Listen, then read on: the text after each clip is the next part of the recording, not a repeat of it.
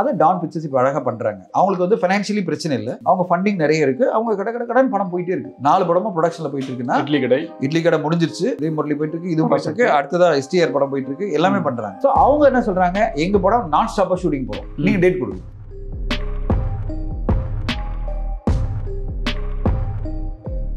தமிழ் சினிமாவில் 100 கோடிங்கிறது வந்து ஒரு பெரிய விஷயமா இருக்கு. தமிழ் சினிமாவில் 100 கோடி சம்பளம் வாங்குற யாரு? சிவகார்த்தி இந்த வருஷம், அதுக்கு அடுத்த வருஷம் அந்த 100 கோடி எட்டிட்டு வரோம். நம்ம வந்து பழைய டைட்டில் எடுக்கிறதே பெரிய சிக்கல். இந்த என்னன்னா 2 விஷயம் இருக்கு. பழைய டைட்டில் எடுக்கும்போது அதனுடைய பிம்பம் அப்படியே வந்துடுது, ஏதோ ஒரு நெகட்டிவிட்டி அதோட சேர்ந்து வந்துடுது. அடுத்ததா என்ன ஆகுதுன்னா, இன்னைக்கு நாளைக்கு இதை நீங்க பெட்டரா பண்ணலன்னு வச்சிங்களேன், எல்லாரும் சேர்த்து அடிப்பான். ஆனா எல்லாருடைய ஒரு கன்சர்ன் என்ன இருந்ததுன்னா, எதுக்கு இது மாதிரி பழைய டைட்டில் யூஸ் பண்றீங்க? இப்போ மதராசி வந்தவுடனே உடனே ஆரம்பிச்சிட்டாங்க. இப்போதான் அமரன் பண்ணாரு, இப்போதான் வந்து பராசக்தி பண்றாரு, இப்போ உடனே வந்து மதராசி அர்ஜுன் சார் படத்தை வந்து பண்றாருன்னா 95% பீப்புள் வந்து பிரச்சனை இருக்காங்க இந்த இண்டஸ்ட்ரியில். கடன், வட்டி கட்டணும், செட்டில் பண்ணணும், இந்த பிரச்சனை தான் இருக்கும். ஒரு 5% தான் இந்த மாதிரி கோடிகளை சம்பாதிப்பாங்க. ஆனா இண்டஸ்ட்ரியோட பிம்பம் எப்படி உருவாகுதுன்னா, எல்லாருமே கோடீஸ்வரங்க, எல்லாருமே ரோல்ஸ் ரைட்ஸில் போகிறாங்க, எல்லாருமே பெரிய பெரிய வசதியோடு இருக்காங்க. நீங்கள் வந்து உள்ளே வந்து பார்த்தா தான் தெரியும் இங்கே இருக்கிறவங்களாம் எவ்வளோ கஷ்டத்தில் இருக்காங்க.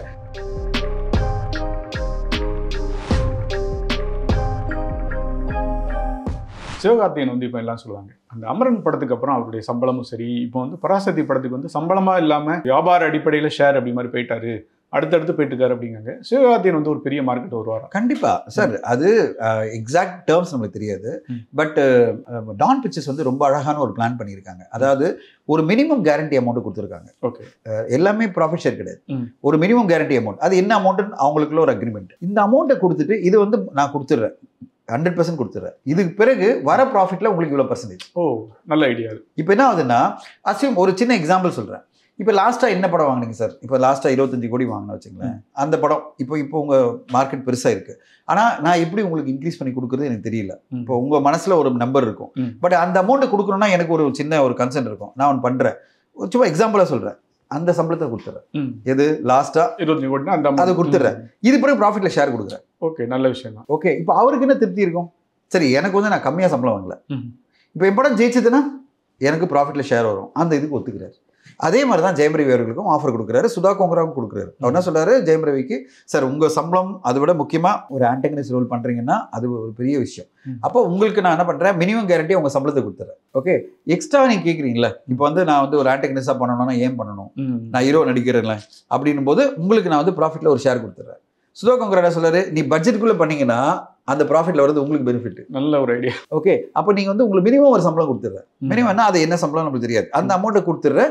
இது பிறகு வந்து நீங்கள் ப்ராஃபிட்ல எடுத்துங்கன்னா இப்போ எல்லாருக்குமே படம் அவங்க படமாக மாறிடும். உழைப்பு வந்துடும், ஆர்வம் வந்துடும், எல்லாருக்கும் பிஸ்னஸ் மைண்ட் வரும். அதாவது பிஸ்னஸ் மைண்டை விட நான் நல்ல படமாக கொடுத்துடணும், ஏன்னா இந்த படம் ஜெயிச்சதுன்னா எனக்கு வந்து மிகப்பெரிய லெவலில் ப்ராஃபிட் கிடைக்கும். ரெண்டாவது, அந்த ப்ரொடியூசர் வந்து ஓப்பனாக எல்லாத்தையும் ஷேர் பண்ணுறாரு, அங்கேயே ஆடிட் பண்ணுறாரு, ஆக்சுவல் ஸ்பெண்டிங் என்ன தெரியுது, ரொம்ப தீவிரமாக அந்த படத்தை எடுத்துட்டு இருக்காங்க. சீக்கிரமாக முடிச்சு படத்தை முடிச்சுட்டு சீக்கிரம் கொண்டு வந்து சம்பாதிக்கலாம் அப்படின்ற எண்ணத்தில் போறாங்க. Because it is their film, it's no longer the producers film. ப்ரொடியூசர்ஸோட படம் மட்டும் கிடையாது, இது அவங்களுடைய படமாக மாறுது. ஓவராலாகவே ஒரு நல்ல ஒரு ஐடியாவை போகுது. இன்ஃபேக்ட் நான் பல இடங்களில் பல மேடைகளில் சொல்ல ஆரம்பிச்சிட்டேன், இந்த மாடலில் எல்லா நடிகர்களுமே ப்ரொடியூசரோட இது ஆரம்பிச்சாங்கன்னா, ப்ரொடியூசர் அதிகத்த மாதிரி டிசிப்ளினாக படங்கள் எடுத்தாங்கன்னா, டிசிப்ளின் அப்படின்னு நான் சொல்கிறேன் சார், ஃபைனான்ஷியலி டிசிப்ளினாக இருக்கணும்.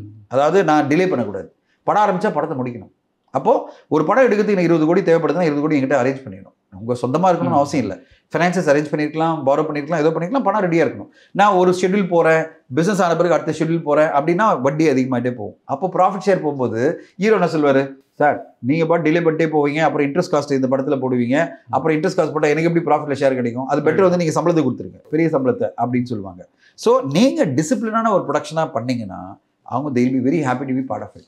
அதை டான் பிக்சர்ஸ் இப்போ அழகாக பண்ணுறாங்க. அவங்களுக்கு வந்து ஃபைனான்ஷியலி பிரச்சனை இல்லை, அவங்க ஃபண்டிங் நிறைய இருக்குது, அவங்க கடன் பணம் போயிட்டே இருக்குது. 4 படமும் ப்ரொடக்ஷனில் போயிட்டு இருக்குன்னா இட்லி கடை முடிஞ்சிருச்சு, இதே முரளி போயிட்டு இருக்கு, இதுவும் போயிட்டு இருக்கு, அடுத்ததா STR படம் போயிட்டு இருக்கு, எல்லாமே பண்ணுறாங்க. ஸோ அவங்க என்ன சொல்கிறாங்க, எங்கள் படம் நான் ஸ்டாப்பாக ஷூட்டிங் போகிறோம், நீங்கள் டேட் கொடுங்க.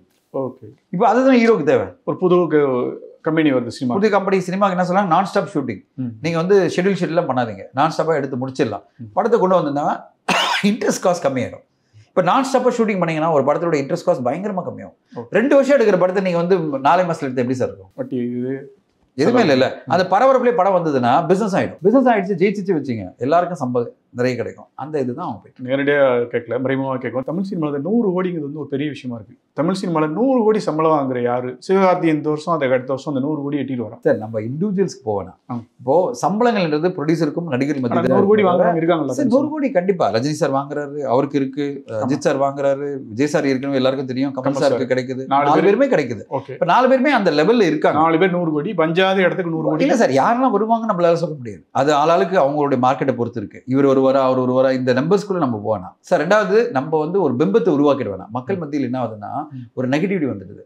இன்னும் 100 கோடியா, நம்மளுக்கு 1 கோடியே கண்ணில் காணும், ஒரு இது வந்து ஒரு நெகட்டிவான ஒரு விஷயம் வந்துடுதுல. இதை ரொம்ப நம்ம ஹைலைட் பண்ண வேணாம் நான் நினைக்கிறேன். சம்பளங்களை ரொம்ப ஹைலைட் பண்ணி 100 கோடி 500 கோடி அப்படிலாம் பேசும்போது, 200 கோடி பேசும்போது மக்கள் மத்தியில் ஒரு ஒரு பெரிய நெகட்டிவிட்டி ஒன்று உருவாகிட்டே இருக்கு. ஏன்னா எதுவுமே ஜெயிக்க முடியாதவங்க, இந்த அமௌண்ட் எல்லாம் பார்க்க முடியாதவங்க என்ன ஆயிடுதுன்னா கோவம் வருது, பயங்கர கோவம் வருது.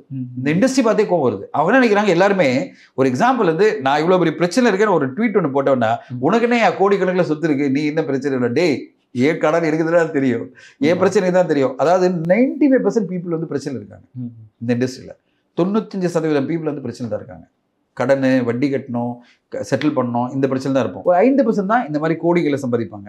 ஆனால் இண்டஸ்ட்ரியோடைய பிம்பம் எப்படி உருவாகுதுன்னா, எல்லாருமே கோடீஸ்வரங்க, ரோல்ஸ் ராய்ஸ்ல போறாங்க, எல்லாருமே ரோல்ஸ் ராய்ஸ்ல போறாங்க, எல்லாருமே பெரிய பெரிய வசதியோட இருக்காங்க. நீங்க வந்து உள்ள வந்து பார்த்தா தான் தெரியும் இங்க இருக்கிறவங்களா எவ்வளவு கஷ்டத்துல இருக்காங்க. 95% பீப்புள் எவ்வளவு பெரிய பிரச்சனை இருக்காங்க, அவங்களுடைய வாழ்வாதாரத்துக்கு எவ்வளவு பிரச்சனை இருக்காங்க. ஓகேங்களா? ஸோ இதை வந்து பல பேர் புரிஞ்சுக்கிட்டே இல்லை. அவங்க நினைக்கிறாங்க தயாரிப்பாளர்கள்லாம் பெரிய கோடீஸ்வரர்கள். அவங்களோட இங்கே தயாரிப்பாளர்கள் எல்லாருமே கோடிகளை கடன் வாங்குறவங்க, கோடீஸ்வரர்கள் கிடையாது. கோடிகளை கடன் வாங்கி படம் எடுக்கிறோம். 5% அவங்ககிட்ட பணம் இருக்கு, பெரிய பேனர்லாம் அவங்ககிட்ட பணம் இருக்கு. ஏதோ அவங்களுக்கு இது மீதி 95% ப்ரொடியூசர்ஸ் பார்த்தீங்கன்னா கோடிகளை கடன் வாங்கி கோடிகளில் படம் எடுக்கும். 5% ஓன் இல்லை வட்டிக்கு வாங்க படம் எடுக்க சார். எனக்கு தெரியும் ஏஜிஎஸ், வேற யார், சன் பிக்சர்ஸ் இருக்குல்ல, சன் பிக்சர்ஸ், ஏஜிஎஸ் இருக்கும். அது பிறகு நீங்க பாத்தீங்கன்னா ஓரளவு பாத்தீங்கன்னா முன்னாடி லைக்கா அவங்களுடைய ஓன் பண்ணாங்க, அப்புறம் அவங்களும் நிறைய பாரோ பண்ண ஆரம்பிச்சிட்டாங்க. சத்யஜோதி எல்லாருமே தான் பேனரா பேர் போனா, பட் நிறைய 90% கடன் தான் சார். அது ஓப்பனா சொல்றேன். கடன் விகிதம் தான் மாறும். நான் ஒரு 10 கோடி வாங்குறேன்னா இன்னொருத்தர் வந்து 20 கோடி வாங்குவார், இன்னொரு 50 கோடி வாங்குவார், 100 கோடி வாங்குவார். ஓகே. ஒரு லலித் சார் வந்து இன்னைக்கு வந்து நிறைய படங்கள் வெற்றிக்கு பிறகு 7 ஸ்கிரீன் ஸ்டுடியோ பெரிய லெவலில் இருக்காங்க. அவங்களுக்கு வந்து கடன் வாங்கணும்னு அவசியம் இல்லை. அந்த மாதிரி இருக்கலாம். ஒரு சில பேனர் மட்டும்தான் வந்து கடன் அப்படின்றத நம்பி இல்லாம அவங்க பாட்டு அவங்க முதலே அன்புசா கடன் வாங்க மாட்டார், அவருடைய ஓன் படங்கள் வாங்க மாட்டார். ஆனா அவரே சார் இப்போ சமீபத்தில் ஒரு தகவல் வந்தது, ஒரு பெரிய நடிகர் அண்ட் பெரிய டைரக்டர் அவங்களுடைய காம்பினேஷன்ல ஒரு படம் பண்றாங்க. அது அனௌன்ஸ்மெண்ட் வந்தது. பட்ஜெட்டை போய் சொன்ன உடனே அவருக்கு இல்லாத கோடிகளே கிடையாது. அவர் நினைச்சாருன்னா அந்த படத்தை ஜஸ்ட் லைக் தான் பண்ண முடியும். பட்ஜெட்டை பார்த்தோன்னே சொன்னார், தம்பி இந்த பட்ஜெட்னா நான் படம் பண்ணல. இவ்வளோ பெரிய ஃபைனான்சியரே முடிவு பண்ணுறாரு. அவர் பெரிய ஃபைனான்சியர் ப்ரொடியூசர். அவர் என்ன சொல்லியிருக்காரு, இந்த பட்ஜெட்னா எனக்கு வேணாம், நீ வேற ப்ரொடியூசர் பண்ணிக்கோ, நான் ஃபண்ட் பண்றேன். தெளிவா இருக்காரு, அவர் தெளிவா இருக்காரு. அதாவது இது வந்து ஒரு கோல்டன் ஆப்பர்ச்சுனிட்டி, நான் மிஸ் பண்ணக்கூடாது அப்படின்லாம் அவர் நினைக்கல. வேணாப்பா, இந்த பட்ஜெட்னா இவ்வளோ பெரிய பட்ஜெட் நான் எதிர்பார்க்கல. நீ சொல்ற ப்ரொடக்ஷன் பட்ஜெட் தான் மொத்த பட்ஜெட்டு. ஆனால் நீ என்ன சொல்கிற, ப்ரொடக்ஷனுக்கே ஒரு பட்ஜெட் கேட்குற, அது பிறகு நான் ஹீரோக்கு சம்பளம் கொடுக்கணும், உனக்கு சம்பளம் கொடுக்கணும், வேணா தம்பி நீ வந்து வெளியில் போய் பண்ணிக்கோ அப்படின்னாரா. இப்போது நான் அதை கேட்ட உடனே நினச்சேன், மதுரை அன்பசார் மாதிரி தெளிவு நம்மளுக்குலாம் இல்லைடா அப்படின்ட்டு. ஓகே. அவருடைய நல்ல ஃபோன் பண்ணும்போது திட்டுவார், ஏன்டா இதெல்லாம் பண்ண அப்படின்னு திட்டுவார். அறிவில்லை உங்களுக்கு, ஏன்னா அப்படி போய் மாட்டிக்கிற அப்படின்வார். என்ன சொல்லுவார், நம்ம பேரில் இருக்கிற அன்புல தான் அந்த சொல்கிறாங்க, ஏன்டா இதெல்லாம் பண்ண அப்படின்னு. அப்போது நான் எனக்கு தெரியும் அவர் எந்த அளவு நம்ம பேரில் கன்சர்னாக இருக்காருன்னு. அவர் நான் அந்த ஒரு பிரச்சனை போய் மாட்டும் போது என்ன சொன்னார், இதெல்லாம் அறிவில்லை உங்களுக்குலாம், ஏன் அப்படிலாம் பண்ணுறீங்க நீங்கள் அப்படின்னாரு. சார் தெரியாதனமா மாட்டிக்கிட்டேன் சார், இது வெளில வரணும், ஹெல்ப் பண்ணுங்க அப்படின்னா. சரி ஓகே பண்ணுறேன் அப்படின்னு. ஸோ அவர் எவ்வளோ தெளிவாக இருக்கார் பாருங்க. நான் எதுக்கு அவரை பற்றி சொல்கிறேன்னா, இவ்வளோ பெரிய ஒரு ஃபைனான்சியர், இவ்வளோ பெரிய ப்ரொடியூசர், அவர் நினச்சா ஜஸ்ட் லைக் 200 கோடி ரூபாய் போட முடியும் ஒரு படத்தில். அவர் சில வேணாம், இதெல்லாம் வேணாம், நீ பெரிய ஹிட்டு கொடுத்த டேரக்டராக இருக்கட்டும், இவர் பெரிய ஹிட்டு கொடுத்த ஹீரோவாக இருக்கட்டும், நான் இந்த பட்ஜெட் மேலே போட மாட்டேன். நல்ல முடியும். தலைப்பு பிரச்சனை நீங்கள் கூட நிறைய ராமன் தேடி சீதை வச்சுக்கிங்கன்னு நினைக்கிறேன். பழைய படத்தை இப்போ பராசக்தி பிரச்சனை வருது, அது வைக்கணுமா வேண்டாமா? எல்லாரும் சொல்றது என்னன்னா, 1001 இப்போ அடிச்சா நெட்டில் தேடினா எம்ஜிஆர் படம் 1001 வரமாட்டுக்கு, திருவிளையாடல் நடிச்சா வரமாட்டுக்கு. இந்த படங்களுடைய பாதிப்பு நிறைய வருது, அதை வேண்டாம், அந்த கிளாசிக் அப்படி விட்டுருங்க. நீங்க இந்த பராசக்திக்கு நான் வந்து ஒரு டைட்டில் பண்ணதை நான் ஒத்துக்கிறேன், ராமன் தேடி சீதை நாங்கள் பண்ணோம். அந்த நேரத்தில் என்னாச்சுன்னா, டைரக்டருடைய பாயிண்ட் ஆஃப் எப்படி இருந்ததுன்னா, இந்த கதை வந்து ஒரு ஹீரோ பெண்களை தியேட்டர் தான் கதை, தலைப்பே இல்லையா சார் தமிழ் சினிமா. நீங்க சொன்னது அப்சல்யூட்லி கரெக்ட். அந்த நேரத்தில் வந்து எல்லாருமே என்ன ஆசைப்பட்டாங்கன்னா, ஒரு ஆட்டோகிராஃப் மாதிரியான கதை அது. 3 பொண்ணுங்களோட வாழ்க்கையில போய் தேடுறாரு, எல்லாரும் கடைசியில் ஒரு பொண்ணு செட்டில் ஆகுது அவருக்குன்னு வரும்போது அவர் என்ன சொன்னாரு, ராமன் தேடி சீதை நல்லா இருக்கும் சார் அப்படின்னாரு. நான் அப்பயே சொன்னேன், இது நம்ம தேவையா அப்படின் போது இல்லை சார் நல்லா இருக்கும் அப்படின்னா. எனக்கும் வந்து டைட்டில் நல்லா இருந்தது. அப்புறம் சரி ஓகே என்ஓசி கேட்போம் அப்படின்னா என்ஓசி கொடுத்துட்டாங்க. நம்ம போய் என்ஓசி கிடைச்ச உடனே ப்ரொடியூசர் கிட்ட கிடைச்ச உடனே நம்ம போட்டுட்டோம். ஆனால் சார் அது பிறகு நான் தான் யோசிச்சிருக்கேன், நீங்கள் சொன்னது தான். இந்த மாதிரி நம்ம வந்து பழைய டைட்டில் எடுத்துறதே பெரிய சிக்கல். இந்த என்னன்னா 2 விஷயம் இருக்கு. பழைய டைட்டில் எடுக்கும்போது அதனுடைய பிம்பம் அப்படியே வந்துடுது, ஏதோ ஒரு நெகட்டிவிட்டி அதோட சேர்த்து வந்துடுது.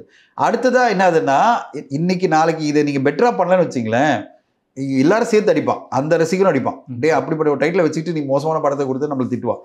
பெட்டர் வந்து புதுசா ஒரு டைட்டில் போறதான்னு சொல்லிட்டு அன்னையிலிருந்து நான் வந்து எல்லாத்தையும் சொல்லுவேன். பழைய டைட்டில் வச்ச படம் பெருசா ஹிட் ஆன மாதிரி எனக்கு தெரிய ரொம்ப பெரிய படங்கள் எதுவுமே இல்ல சார். நிறைய சார் 1700 இன்னைக்கு வரைக்கும் ஐகானிக் படமா இருக்கு. ஆனா பிசினஸ் வைஸ் ஓகே, அதனுடைய ரீசன்ஸ் அந்த நேரத்துல ஒரு விஷயம் இருந்தது. பட் ஆனா இன்னைக்கு வரைக்கும் ஐகானிக் படமா செல்வராகவன் கார்த்தி சார் படமா அது இருக்குல்ல, 1700 படம் ஒரு ஐகானிக் படம் தான். இப்போ நீங்க எடுத்தீங்கன்னா பல படங்கள் வந்து தேவையில்லாம ஒரு டைட்டில் வச்சுட்டாங்க. ஆனா இன்னைக்கு சிவகார்த்திகேயனோட கெரியர்ல பாருங்க, அவர் எல்லாமே எந்தெந்த படத்தினுடைய டைட்டில்லாம் வச்சாரோ பழைய படங்கள்லாம் வெற்றி. அப்போ ஒரு சென்டிமெண்டா கூட இருக்கலாம்ல, அந்த கதைக்கு செட் ஆகுது. 2 விஷயம் சார். பராசக்தின்றது அவங்க டிசைட் பண்ணது வந்து டைரக்டர், இந்த டைட்டில் வேணும்னு அவங்க டிசைட் பண்றாங்க. அது சிவகார்த்திகேயன் அவர்களுக்கு பிடிச்சி போய் தான் அவங்க எல்லாம் பண்றாங்க. ஒரு கோஇன்சிடென்ட், பராசக்தி கலைஞரோட வசனம், படம் எடுக்கக்கூடிய அந்த ப்ரொடியூசர் கூட கலைஞர் ஃபேமிலியில தான் எடுத்தவங்க. அதனால அவங்களுக்குள்ள ஒரு அண்டர்ஸ்டாண்டிங் தான். அவங்க என்ஓசி வாங்கி தான் பண்ணாங்க, அவங்க எல்லார்ட்டையும் என்ஓசி வாங்கி தான் பண்ணாங்க. அவங்க சைட்ல அவங்க ப்ராப்பரா ப்ரொசீஜர் பண்ணியிருக்காங்க. ஆனா எல்லாருடைய ஒரு கன்சர்ன் என்ன இருந்ததுன்னா, எதுக்கு இது மாதிரி பழைய டைட்டிலாம் யூஸ் பண்றீங்க? இப்போ மதராசி வந்தவுடனே உடனே ஆரம்பிச்சிட்டாங்க. இப்போதான் அமரன் பண்ணாரு, இப்போதான் வந்து பராசக்தி பண்றாரு, இப்போ உடனே வந்து மதராசி அர்ஜுன் சார் படத்தை வந்து பண்றாருன்னா அது காரணம் டைரக்டர் டிசைட் பண்றதுதான். இவரா கொண்டு போயிட்டு மதராசி டைட்டில் வைக்க சொல்ல, ஹிந்தி மார்க்கெட் வேணும், அவர் மதராசின்றது அந்த கேரக்டர் கரெக்டாக செட் ஆகுது அப்படின்னு அவர் டிசைட் பண்றாரு. என்ஓசி வாங்குறாங்க, பண்றாங்க. ஸோ இதை வந்து நம்ம டிபேட் பண்ணிட்டே இருக்கலாம் சார். ஆனால் இது வந்து நம்ம சிவகார்த்திகேயன் மேல டார்கெட் பண்றது என்ன பொறுத்தவரைக்கும் ஏற்றுக்கொள்ள முடியாது. அவருடைய பிளான் கிடையாது, அது கோஇன்சிடென்ட்டாக அமைஞ்சிருக்கு. அவருக்கு அமைஞ்சிருக்கு, டைரக்டர் சூஸ் பண்றாங்க. இவர் நோ சொல்ல, பரவாயில்ல நல்லா தான் இருக்குல்ல, இந்த கேரக்டர் கரெக்டாக இருக்குல்ல அப்படின்னு அவர் ஓகேன்றாரு. அதுதான் அமரன் வந்து ஒத்து வருது, அதுதான் வருது. ஆனால் இதை வந்து ஒரு பிம்பம் மாதிரி உருவாக்குறதோ இல்லை வந்து பழைய டைட்டிலாம் வைக்கக்கூடாதுன்றதோ நான் ஒத்துக்க மாட்டேன். என்னன்னா அந்த கதைக்கு பழைய டைட்டில் கரெக்டாக செட் ஆகும்னா அது தப்பு இல்லை, கண்டிப்பாக தப்பு கிடையாது. ஆனால் நான் சொல்ல வர்றது, அந்த டைட்டில் யூஸ் பண்ணி நம்ம ஜெயிக்கணும்னு நினைக்கிறது தான் தப்பு. ஓகே, நம்ம அந்த கதைக்கு செட் ஆகும், அதனால இந்த டைட்டில் தான் விற்கணும் அப்படின்னு வரும்போது கண்டிப்பாக விற்கிறதுல எனக்கு தப்பாக தெரியல. அந்த சென்டிமெண்ட்டை ஹர்ட் பண்ணாமல் பண்ணணும். இப்போ அந்த கதைக்கான சென்டிமெண்ட் இருக்குது, அந்த டைட்டிலுக்கான சென்டிமெண்ட் இருக்குது, அதை ஹர்ட் பண்ணாமல் பண்ணால் ஓகே. நம்ம ஒரேடியாக பண்ணக்கூடாது அப்படின்னு சொல்கிறதும் என்னால் ஏற்றுக்கொள்ள முடியாது, ஒரேடியாக பண்ணாமல் இருக்க முடியாது. ஏன்னா சில டைட்டில் மதராசிலாம் நீங்கள் ஐகானிக் டைட்டில் கிடையாது. நீங்கள் பார்த்தீங்கன்னா கண்டிப்பா வந்து Parasakthi iconic title, but Madharasi நீங்க ஐகானிக் டைட்டில் சொல்ல முடியுமா? டைரக்டரோட பாயிண்ட் ஆஃப் வியூ அது வந்து அந்த நேரத்துல வந்து அர்ஜுன் சார் நடிச்ச படம் அது, அந்த படத்தினுடைய ஓகே. ஆனா இப்போ முருகதாஸ் சாருக்கு மதராசின்றது கரெக்டான டைட்டில் வைக்கும்போது நீங்க வந்து அந்த காலத்துல அது ஐகானிக் படம் அப்படின்னு அதுக்காக எடுத்தாரு அப்படின்லாம் நீங்க சொல்ல முடியாது இல்லை. மதராசி ஓகே தானே. ஸோ நான் சொல்ல வர்றது, இந்த கதைக்கு எது செட் ஆகுதோ அந்த டைட்டில் வைக்கிறதுல எனக்கு தப்பா தெரியும். எம்ஜிஆர் வந்து இந்த 75-77 கட்சி ஆரம்பிச்சு படம் எடுக்கும்போது உலகம் சுற்றுவாளியின் படம் வந்தது, ரொம்ப பிரச்சனை, போஸ்ட் கூட ஒட்ட மாட்டான்னு சொல்லி அதை மீறி வந்து ஜெயிச்சார். அந்த உலக சுற்றுவாளிவனுக்கும் அரசியலுக்கும் அவ்வளவு நெருக்கம். அந்த மாதிரி இந்த படம் ரிலீஸ் சமயத்துல ஜனநாயகனுக்கு ரிலீஸுக்கு ஏதாவது பிரச்சனை? எந்த பிரச்சனையும். ஏன்னா இவரு அரசியல் தீவிரமாயிட்டே என்னன்னா நீங்க ஒன்று பார்க்கணும், அது ரிலீஸ் காலகட்டம் வந்து அநேகமா ஜனவரி வந்து வச்சுங்களேன்,